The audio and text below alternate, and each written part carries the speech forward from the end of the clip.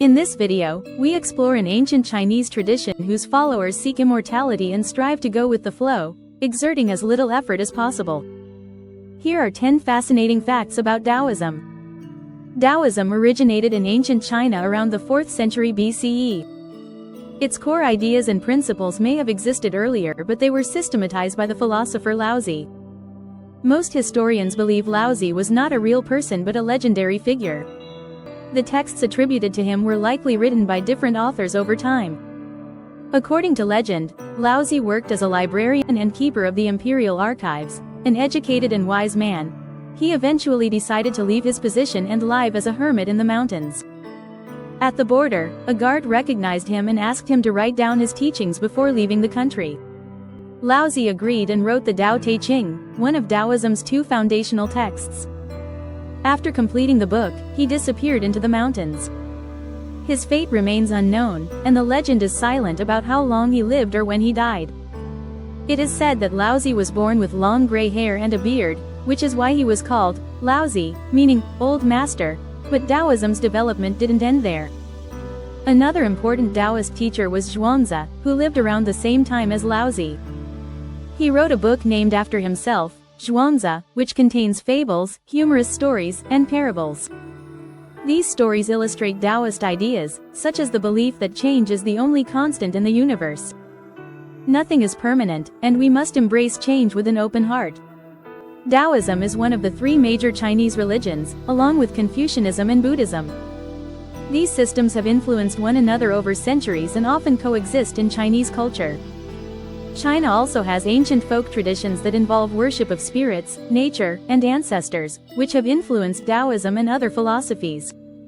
It's important to note that Taoism can be practiced either as a religion or simply as a philosophy. Religious Taoists participate in rituals, visit temples, and follow priests. Philosophical Taoists apply Taoist principles in daily life without engaging in formal religious practices. The core of Taoism is harmony with the Tao, but what exactly is the Tao? Tao is a vague and abstract concept, deliberately so. It's not a god or deity but rather the natural order of the universe. Tao represents the flow of nature and the way everything changes and moves. The word Tao literally means the way. It is the ultimate principle that permeates everything and has always existed. Taoists do not worship the Tao, they follow it. Living in harmony with Tao means walking one's own natural path in life. Another important concept is Wu Wei, which translates as non-action or effortless action. It teaches that one should not force things, but act in accordance with the natural flow of life.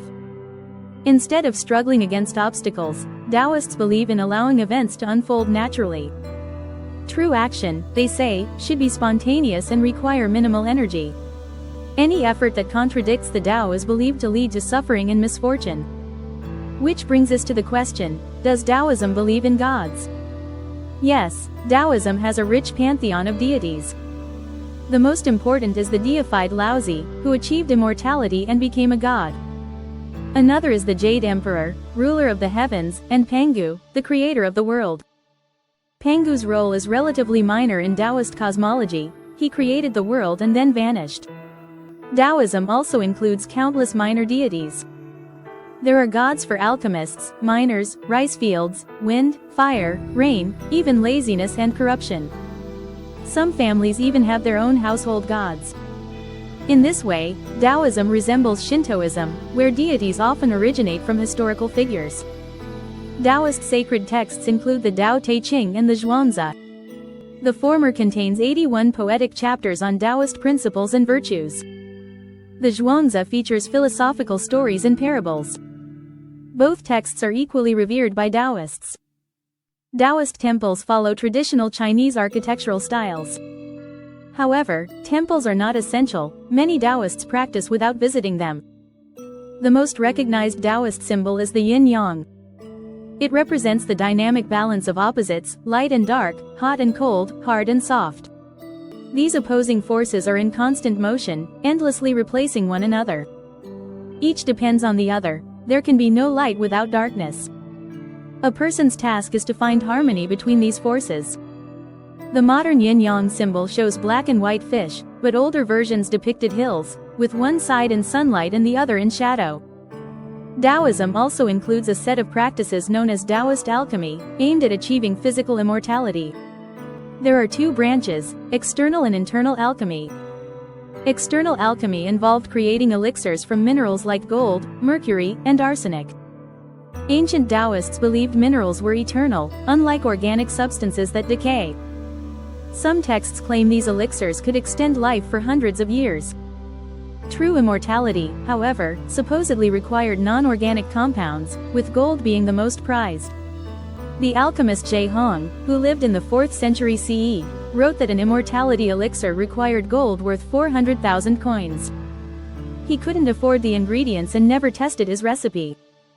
Taoist alchemists often poisoned themselves with their potions. Yet many believed these symptoms were signs of spiritual progress. Today, external alchemy is mostly abandoned. Modern science has shown that consuming toxic metals is extremely dangerous. No one has ever become immortal through such means. Contemporary Taoists focus on internal alchemy instead. Internal alchemy includes meditation, breathing exercises, and practices to transform the body and mind.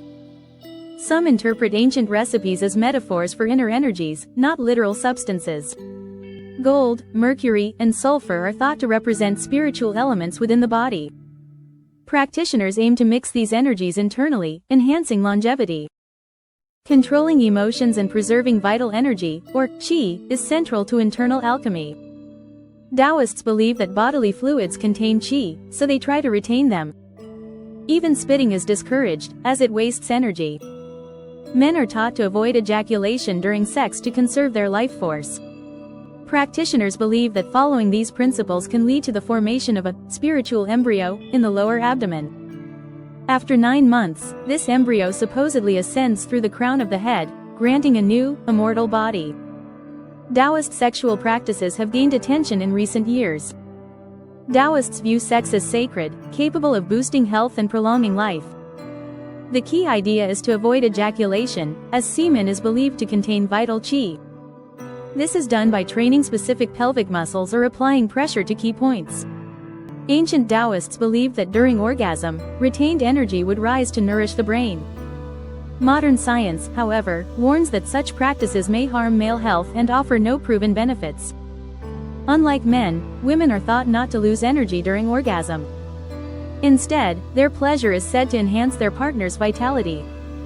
Thus, Taoists emphasized that women should enjoy sex fully. They practiced muscle training using jade eggs, similar to modern Kegel exercises. In pursuit of immortality, Taoist men often sought intercourse with young virgins, believing they had the most potent energy. Qi, or life energy, plays a central role in Taoist practice. There are various ways to strengthen it. One of them is acupuncture. Acupuncture involves inserting thin needles into specific points on the body. Traditional Chinese medicine teaches that qi flows through pathways called meridians. These needles are said to restore energy balance and treat illness. The practice has been around for thousands of years. However, modern science finds little evidence for its effectiveness. At best, acupuncture may have a placebo effect on some types of pain. In the 20th century, acupuncture gained Western attention. This happened when American journalist James Reston visited China and underwent surgery. To manage post-op pain, Chinese doctors used acupuncture alongside standard medicine. Reston wrote an article about it, sparking international curiosity. China saw an opportunity and promoted acupuncture abroad. They even staged a demonstration surgery for American visitors, pretending acupuncture was the only anesthesia. Later, it was revealed that the patient had received conventional drugs in secret. Despite such controversies, acupuncture grew in popularity. Today, it remains a major part of alternative medicine, even though scientific studies continue to question its effectiveness. You may have seen groups of elderly people in China performing slow, graceful movements in parks. These exercises are part of a practice called Qigong. Qigong combines physical movements, breathing techniques, and meditation. It aims to enhance the flow of qi and improve overall health. Practitioners believe it stabilizes emotions and strengthens the nervous system. Some even consider it a form of martial art, as many moves are adapted from traditional Chinese combat styles. The gentle pace makes it ideal for seniors and those recovering from injuries. Qigong is a cherished part of Chinese culture and widely practiced every day. Thanks for watching this video until the end. Don't forget to like and subscribe. Hope to see you again soon.